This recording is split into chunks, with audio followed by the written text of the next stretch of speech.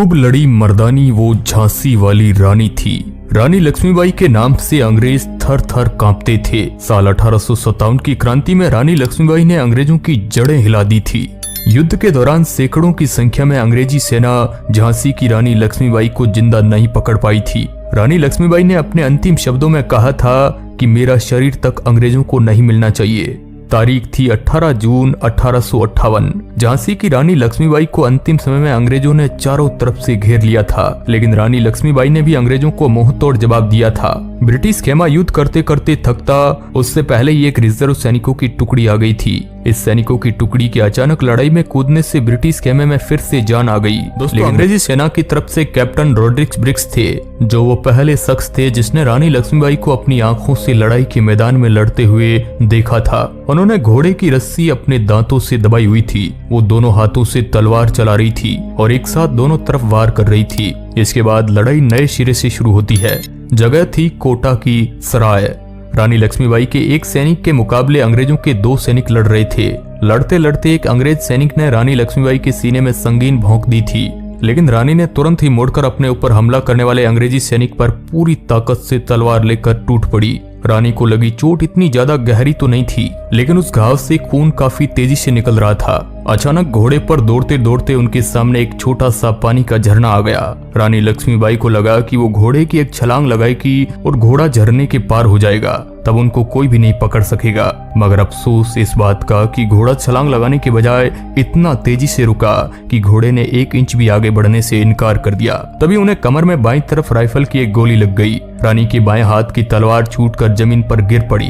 उन्होंने उस हाथ से अपनी कमर से निकलने वाले खून को दबाकर रोकने की कोशिश की। तब तक एक अंग्रेज ऊपर की, मगर उस अंग्रेज की तलवार उनके सिर पर इतनी तेजी से लगी कि उनका माथा फट गया और वो उसमें निकलने वाले खून से लगभग अंधी हो गई थी। तब भी रानी ने अपनी पूरी ताकत लगाकर उस अंग्रेज सैनिक पर जवाबी वार किया, लेकिन वो सिर्फ उसके कंधे को ही घायल कर पाई। रानी घोड़े से नीचे गिर गई। तभी अचानक उनके एक सैनिक ने अपने घोड़े से कूदकर उन्हें अपने हाथों में उठा लिया। तुरंत ही रानी लक्ष्मीबाई को एक पास ही के मंदिर में ले जाया गया। तब तक रानी लक्ष्मीबाई की सांसें चल रही थी। रानी लक्ष्मीबाई की हालत लगातार बिगड़ रही थी। मंदिर के दरवाजे के बाहर लगातार फायरिंग हो रही थी और काफी देर गोलीबारी के बाद रानी के अंतिम सैनिक को गोली लगी। तब अंग्रेजों ने समझ लिया था कि रानी अब जिंदा नहीं रही और हमारा काम पूरा हो गया। तभी एक अंग्रेजी अधिकारी रॉड्रिक ने जोर से चिल्लाकर कहा, रानी अभी भी जिंदा है। अंग्रेजों की सेना से लड़ाई लड़ते लड़ते रानी लक्ष्मीबाई काफी घायल हो चुकी थी। रानी की एक आंख अंग्रेज सैनिक की कटार से लगी चोट के कारण बंद थी। उन्होंने बहुत मुश्किल से अपनी दूसरी आंख खोली। उन्हें सब कुछ धुंधला दिखाई दे रहा था और उनके मुंह से रुक रुक कर शब्द निकल रहे थे।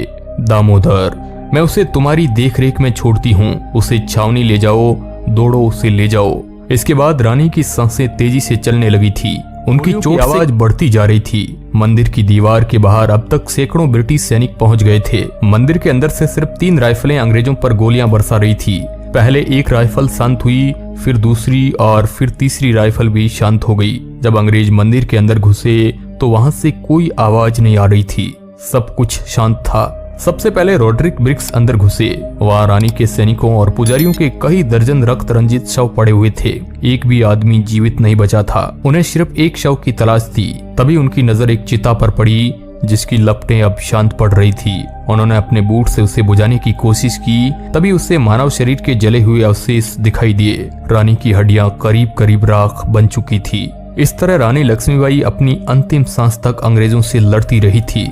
चलिए अब थोड़ा आपको रानी लक्ष्मीबाई के शुरुआती जीवन के बारे में बताते हैं। लक्ष्मीबाई का जन्म वाराणसी में 19 नवंबर 1828 को हुआ था। उनका बचपन का नाम मणिकर्णिका था, लेकिन प्यार से उन्हें मनु कहा जाता था। मनु ने बचपन में शास्त्रों के शिक्षक पुत्र को जन्म दिया, जिसकी मृत्यु 4 माह पश्चात ही हो गई। और फिर 1853 में राजा गंगाधर राव का स्वास्थ्य बहुत अधिक बिगड़ जाने पर उन्हें दत्तक पुत्र लेने की सलाह दी गई। पुत्र गोद लेने के बाद 21 नवंबर 1853 को राजा गंगाधर राव की मृत्यु हो गई। दत्तक पुत्र का नाम दामोदर राव रखा गया। जब दामोदर राव के गोद लिए जाने को अंग्रेजों ने अवैध घोषित कर दिया, तब रानी को झांसी का अपना महल छोड़ना पड़ा था। उन्होंने एक 3 मंजिल की साधारण सी हवेली रानी महल में शरण ली थी और 7 मार्च 1854 को अंग्रेजों ने झांसी को ब्रिटिश साम्राज्य में मिला लिया। और फिर झांसी की रानी को यह सहन न हुआ और उन्होंने अंग्रेजी हुकूमत के विरुद्ध युद्ध छेड़ दिया और कहा कि मैं झांसी को अंग्रेजों के हवाले नहीं करूंगी। झांसी 1857 की क्रांति का एक महत्वपूर्ण केंद्र बन गया था। जहां से हिंसा भड़कने लगी। रानी लक्ष्मीबाई ने झांसी की सुरक्षा के लिए एक स्वयंसेवक सेना बना डाली। इसमें महिलाओं की भर्ती की गई और उन्हें युद्ध की ट्रेनिंग दी गई। 1858 के जनवरी माह में अंग्रेजों ने झांसी की ओर बढ़ना शुरू कर दिया और मार्च के महीने में शहर को अंग्रेजों ने घेर लिया और फिर अंग्रेजों ने युद्ध किया, परंतु रानी दामोदर राव के साथ अंग्रेजों से बचकर भाग निकलने में सफल हो गई। रानी झांसी से भागकर कालपी पहुंची और तांतिया टोपे से मिली। अब अंग्रेजों ने कालपी पर भी आक्रमण कर दिया। इस बार फिर रानी को पराजय का मुंह देखना पड़ा और ग्वालियर की तरफ भागना पड़ा। 18 जून 1858 को ग्वालियर के पास कोटा की सराय में ब्रितानी सेना से लड़ते लड़ते रानी लक्ष्मीबाई वीर गति को प्राप्त हो गई। मात्र 23 साल की उम्र में रानी लक्ष्मीबाई इस मिट्टी के लिए वीर गति को प्राप्त हो गई।